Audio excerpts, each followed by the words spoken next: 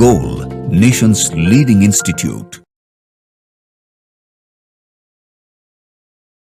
Hello students, myself Deepak Deep and I am going to discuss physical chemistry part of AITS major test 9th and it was held on 30th April 2025.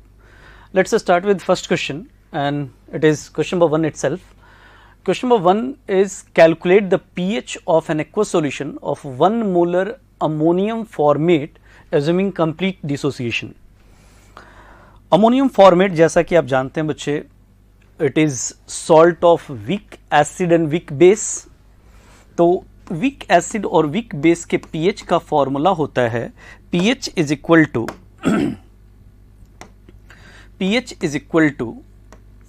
7 plus 1/2 pKa minus pKb. pK of acid and pKb of base. तो value put करते हैं 7 plus 1/2 और pK की value है बच्चे, formic acid का pK 3.7 है और pKa अमोनियम आयन का दिया हुआ है. तो पहले तो हम लोग pKb निकाल लेते हैं. तो pKb will be 14 minus 9.26 and that is 4.74. तो ये यहां रख देते हैं माइनस 4.74 और जब हम इसको सॉल्व करते हैं तो pH हमारा आ जाता है 6.48 सॉल्व करके. तो ये आंसर हम कर देते हैं सेकंड वन. तो ये सिंपल सा क्वेश्चन था. ये फॉर्मूला काफ़ी वेल नोन है, आपने एकदम सही किया होगा ये वाला question. Ionic equilibrium salt hydrolysis weak acid weak base का सॉल्ट.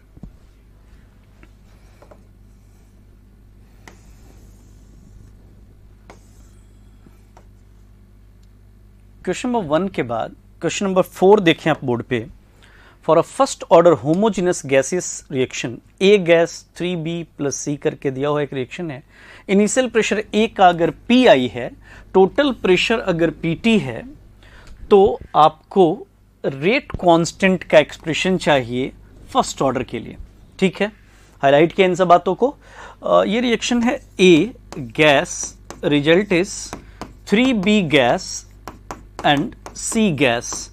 बच्चे ये प्रेशर पी दिया हुआ है, तब ये 0 रहा होगा और इस पी में से अगर ये पी डिक्रीज हुआ होगा तो ये 3p और ये p हुआ होगा.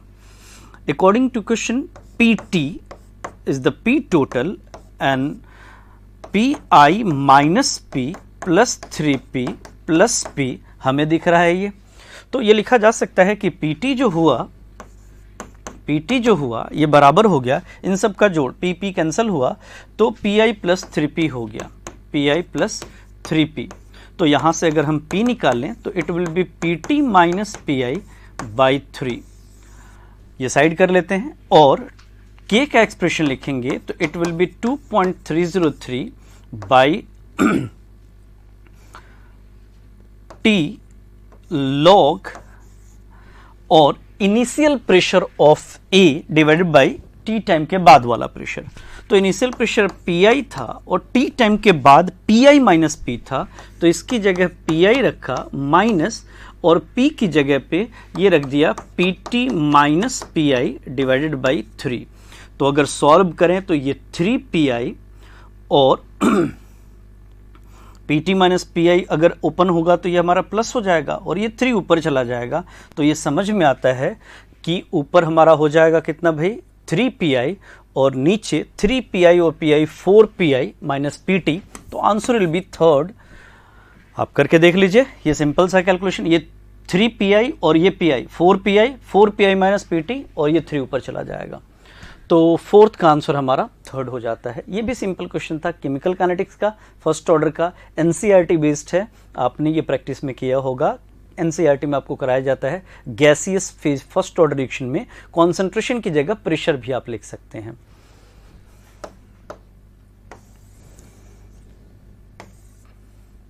फोर्थ के बाद क्वेश्चन नंबर 8 देखें आप बोर्ड पे. An electrochemical cell is setup as follows. एक इलेक्ट्रोकेमिकल सेल बनाया हुआ है भाई. हाइड्रोजन है 0.001 मोलर HCl और इधर 0.1 मोलर HA लिखा है और H2 1 एटमॉस्फेयर. EMF जैसे पीके दिया है HA का 5. 5 होना मतलब एक तरफ H पॉजिटिव एनोड साइड अगर हम देखते हैं तो वो है 10⁻³ मोलर और pH है बच्चे 3, और कैथोड साइड अगर हम H पॉजिटिव देखते हैं तो ये है हमारा √K/C 10⁻⁵ इंटू 0.1, ये भी 10⁻³ और इधर भी pH 3 है। ऑब्वियस सी बात है कि दोनों तरफ कॉन्सेंट्रेशन FH पॉजिटिव इक्वल है, मतलब एक तो कॉन्सेंट्रेशन सेल हाइड्रोजन इलेक्ट्रोड इधर ऑफ द साइड और कॉन्सेंट्रेशन भी सेम, प्रेशर भी सेम, ऐसा सब कुछ सेम, तो EMF तो जीरो होगा। तो इसलिए EMF जीरो है क्योंकि pH of two solutions are same, और ऐसा आंसर हो सकता था कि concentration of H positive in either of the half cell are same, तो ये भी आंसर किया जा सकता था। तो ये भी एक सिंपल क्वेश्चन था इलेक्ट्रोकेमिस्ट्री। 8th के बाद क्वेश्चन नंबर 11th देखें आप बोर्ड पे। The equilibrium SO2 plus Cl2 is attained at 25 degree Celsius in a closed rigid container and helium gas is introduced. Okay, एक कांस्टेंट वॉल्यूम सिस्टम में helium gas introduce किया। आपको पता है कि कांस्टेंट वॉल्यूम सिस्टम में अगर आप कोई इनर्ट गैस डालते हैं तो कॉन्सेंट्रेशन नहीं बदलता किसी का भी, और किसी से वो रिएक्ट नहीं करता, कोई कंज्यूम नहीं हो रहा होता, कोई एक्सेस में नहीं हो रहा था, कुल जमा कोई फर्क नहीं पड़ता इक्विलिब्रियम पे। तो इसमें concentration of SO2 increase, Cl2 more form, concentration of all changes, concentration will not change will be the answer, क्योंकि V कांस्टेंट है तो N/V इज मोलर कॉन्सेंट्रेशन, और वॉल्यूम नहीं बदला तो ये चीज कांस्टेंट रह जाएगा, जितना है उतना ही रह जाएगा।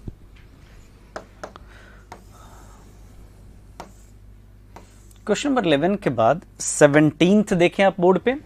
इन an order to decompose 9 gram water 142.5 gram kilo joule heat is required, 142.5 kilo joule heat is required, the enthalpy of formation of water. बच्चे ये कह रहा है कि अगर वाटर को डिकम्पोज करना है, H2O liquid goes to H2 constituent element half O2 gas, तो ऐसे में आपको एनर्जी 142.5 किलो जूल एनर्जी देनी पड़ रही है। तो ये 9 ग्राम के लिए है, मतलब अगर ये 18 ग्राम होता तो ये हो जाता 142.5 मल्टीप्लाइड बाई 2 किलो जूल। मतलब अगर 1 मोल वाटर को हम पूरी तरह से डिकम्पोज करते तो ये हमारा कुछ 285 kilo joule heat is required. उल्टा फॉर्मेशन किसको कहते हैं बच्चे? जब H2O2 से रिएक्ट करता हो और H2O बनता हो, 1 मोल बनता हो, तो ये जो 285 है यही -285 हो जाएगा। आधे मोल के लिए दिया हुआ था डिकम्पोजिशन, 1 मोल का फॉर्मेशन पूछ रहा था, तो पहले तो डबल किया, रिवर्स कर दिया, तो आंसर इज -285। फर्स्ट आंसर हो जाना है 17th का। तो ये भी एक सिंपल क्वेश्चन था, थर्मोडायनेमिक्स 11th क्लास। 17th के बाद क्वेश्चन नंबर 18th देखें आप बोर्ड पे। An aqueous solution of potassium sulfate is electrolyzed using platinum electrodes. The product at cathode and anode are respectively. अगर बच्चे K2SO4 को इलेक्ट्रोलाइज करेंगे आप, तो K पॉजिटिव और H2O में वाटर जाएगा इलेक्ट्रॉन लेके, और H2 गैस और प्लस OH नेगेटिव, ये काम होगा कैथोड पे, और मीनवाइल वाटर का ही ऑक्सीडेशन होगा सल्फेट से प्रेफरेबली, और वाटर ऑक्सीडाइज होके बनेगा half O2 gas plus 2H positive और ऑब्वियसली प्लस 2 इलेक्ट्रॉन। ये चूंकि ऑक्सीडेशन है तो एनोड पे होगा, तो ये काम है रिडक्शन और ये काम है ऑक्सीडेशन। मतलब इसमें हाइड्रोजन गैस मिल जाएगा कैथोड पे, ऑक्सीजन गैस मिल जाएगा एनोड पे। तो ऐसा आंसर हमारा फर्स्ट है, 18th का पहला आंसर करते हैं। K2SO4 के इलेक्ट्रोलाइसिस का प्रोडक्ट जैसा आपने पढ़ा है सोडियम सल्फेट, H2SO4, इन सब के इलेक्ट्रोलाइसिस का प्रोडक्ट सेम होता है। तो ये भी आपके प्रैक्टिस में होगा, फैराडे लॉ ऑफ इलेक्ट्रोलाइसिस में भी किया होगा, इलेक्ट्रोलाइटिक सेल में पढ़ा होगा आपने electrochemistry 12th class. Question number 18th के बाद 24th देखें आप। 1 gram of a non volatile solute was dissolved in 51.2 gram benzene. If the freezing point depression constant of benzene is 5.12 kelvin kg per mole, the freezing point of benzene will be lowered by. तो कर लेते हैं ये। हमारे पास delta T F is equal to I into K F into M है। तो delta T F is equal to non volatile और कुछ आई की वैल्यू नहीं दी है तो 1 लिया, के एफ की वैल्यू 5.12 है और 1 ग्राम है, 250 ग्राम मोलर मास है, 51.2 ग्राम बेंजीन है, इनटू 1000 कर दिया।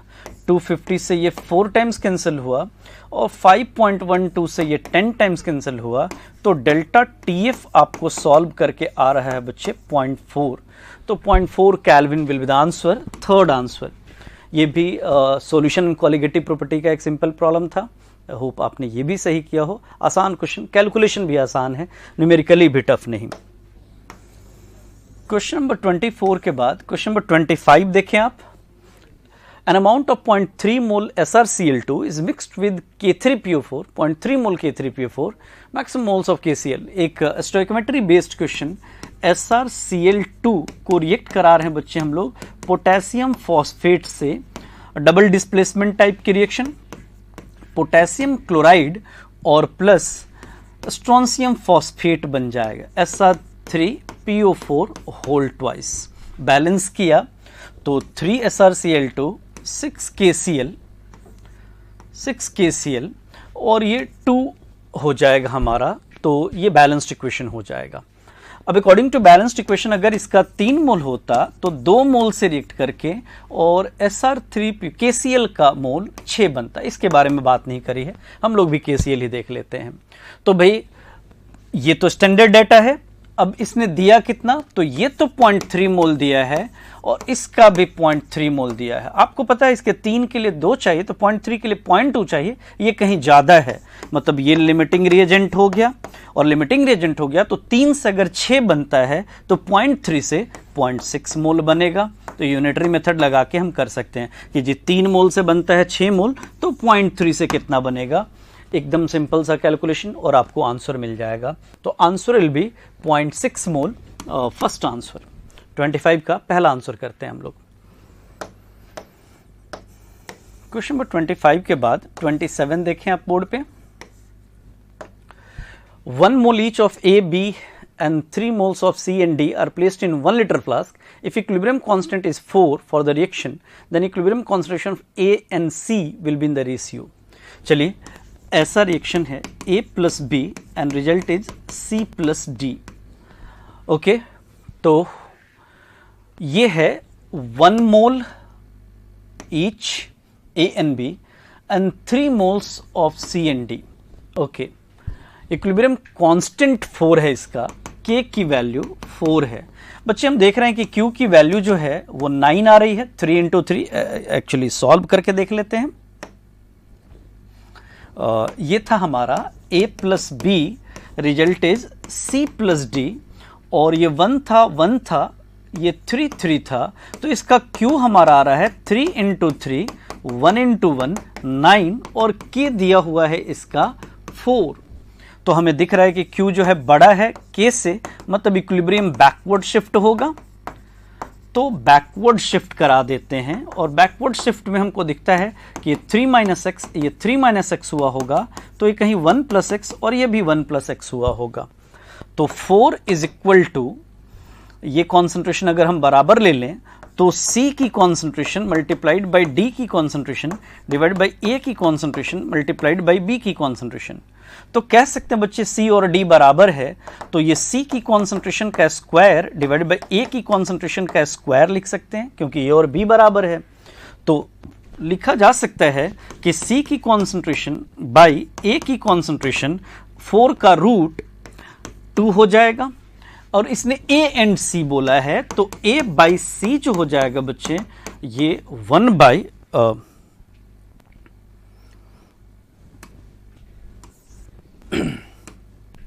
ये रूट 4 हो जाएगा, मतलब 2 हो जाएगा, तो ये 1/2 हो जाएगा। तो 1:2 and that will be third option. तो ये भी सिंपल सा कैलकुलेशन था, और कैलकुलेशन नहीं ही करना था, बस आपको ये समझना था कि जब ये शुरू में दोनों बराबर हैं, ये दोनों बराबर हैं, तो टी टाइम के बाद भी बराबर बराबर ही दोनों आपस में रहेंगे।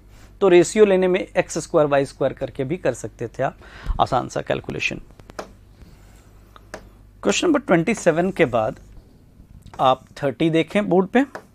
When a lead storage battery is discharged, जब लेड स्टोरेज बैटरी डिस्चार्ज होता है तो क्या होता है? आपको पता है कि लेड स्टोरेज बैटरी में ये जो Pb है और PbO2 है, ये दोनों रिएक्ट करता है सल्फ्यूरिक एसिड से H2SO4 से और रिजल्ट इज PbSO4, मतलब Pb ऑक्सीडाइज होता है तो PbO2 रिड्यूस हो रहा होता है और सल्फ्यूरिक एसिड इसमें कंज्यूम होता है, लेड सल्फेट बनता है जब तक बैटरी डिस्चार्ज होता है। रिवर्स रिएक्शन होने लगता है जब बैटरी रिचार्ज होता है, चार्ज होता है। तो अभी SO2 is evolved, lead is formed, lead sulfate is consumed, lead sulfate is formed, तो sulphuric acid is consumed will be the answer, क्योंकि धीरे धीरे सल्फ्यूरिक एसिड कंज्यूम हो रहा है और लेड सल्फेट बन रहा है, वो कंज्यूम नहीं हो रहा। तो आंसर फोर्थ करेंगे हम लोग। 30 के बाद नेक्स्ट क्वेश्चन 31 देखें आप। An electron revolving around H nucleus in the ground state absorbs 12.75 electron volt energy. Its angular momentum increases by. Okay. आपको पता है हाइड्रोजन एटम में आपने भी याद रखा होगा बच्चे कि अगर ये फर्स्ट है, ये सेकेंड लेवल है, ये थर्ड है, ये फोर्थ है, ये इन्फिनिटी कह दीजिए, तो पहली लेवल की एनर्जी -13.6, एनर्जी का फॉर्मूला अगर याद हो H एटम के लिए तो -13.6 बाई n² इलेक्ट्रॉन वोल्ट पर एटम होता है। Z की जगह पे 1 रख दिया है इसलिए Z दिखाई नहीं दे रहा, तो यहां एनर्जी 13.6, n की वैल्यू अगर आप 2 रखेंगे तो 4 से डिवाइड होगा, -3.4 हो जाता है, 3 रखते हैं तो -1.5 अप्रॉक्स और 4 रख देते हैं तो -0.85 हो जाता है। ये आपको पता है और याद है तो जल्दी कर लेंगे। फिलहाल अभी अगर मान लीजिए मुझसे कोई कहता है कि भाई एनर्जी था ग्राउंड स्टेट में -13.6 और उसको मैंने 12.75 इलेक्ट्रॉन वोल्ट एनर्जी दे दी, तो नेट एनर्जी -0.85 इलेक्ट्रॉन वोल्ट हो गई। मतलब ग्राउंड स्टेट का इलेक्ट्रॉन कहां पहुंच गया बच्चे? इस जगह पे। mvr is equal to nh by 2 pi, मतलब पहले था n इज इक्वल टू 1 में h बाई 2 पाई, तो n इज इक्वल टू 4 में 4h बाई 2 पाई, मतलब 3h बाई 2 पाई से बढ़ गया, जो h बाई 2 पाई था वो 4h बाई 2 पाई हो गया। तो चेंज कितने का हो गया बच्चे? 3h बाई 2 पाई का, मतलब 12.75 एनर्जी जब इलेक्ट्रॉन ग्राउंड स्टेट का लिया तो फोर्थ में जंप कर गया, तो जो h बाई 2 पाई था वहां से वो 4h बाई 2 पाई में पहुंच गया, जंप 3h बाई 2 पाई का हो गया। तो सिंपल था ये भी। क्वेश्चन नंबर 31 के बाद 33 देखें आप बोर्ड पे। The dissociation constant of a weak acid HX is 10⁻⁵. तो buffer HX NX can be used to maintain the pH in the range. आपको पता है बच्चे कि बफर रेंज जो होता है, बफर एक्शन जो होता है वो रिपोर्टेड है कॉन्सेंट्रेशन रेशियो जब 1/10 to 10/1 होता है। एसिडिक बफर के pH का फॉर्मूला होता है pH is equal to pKa plus log salt by acid, और ये रेशियो कम से कम 1/10 और ज्यादा से ज्यादा 10/1 में ही बफर काम करता है। तो एक बात आपको क्लियर है कि pH रेंज जो होता है बफर के लिए, एसिडिक बफर के लिए, वो pK-1 टू pKa+1 होता है। तो जो 10 का पावर -5 है उसका pK हो गया 5, तो pH रेंज क्या हो गया बच्चे हमारे लिए? ये 4 to 6 हो गया, एक कम से लेके एक ज्यादा तक, आंसर फोर्थ। तो ये भी सिंपल है, बफर रेंज का question, ionic equilibrium 11th class.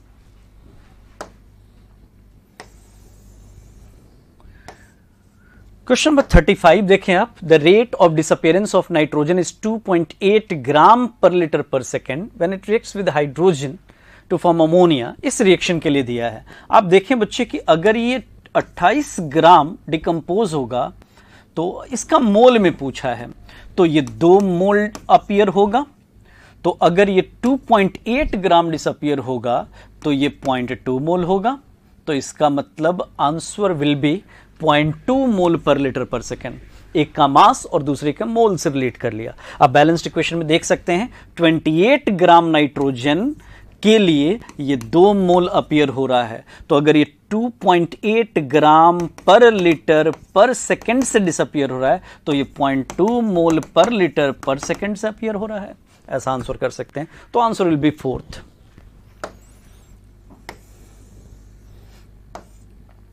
35 के बाद 38 देखें आप बोर्ड पे। 2 electromagnetic radiations have wave number in the ratio 3:2। wave number 3:2 दिया है। their energies per quanta will be।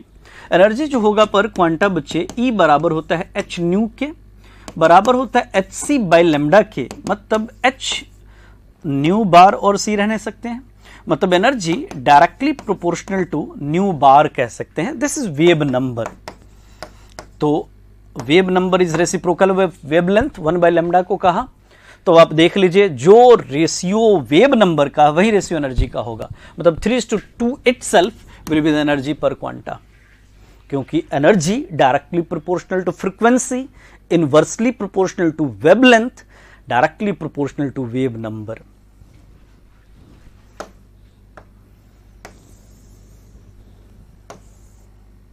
(38) के बाद क्वेश्चन नंबर 40 देखें आप। For the process NO3 negative N2O, the number of water molecule needed for balancing in acid medium. Okay.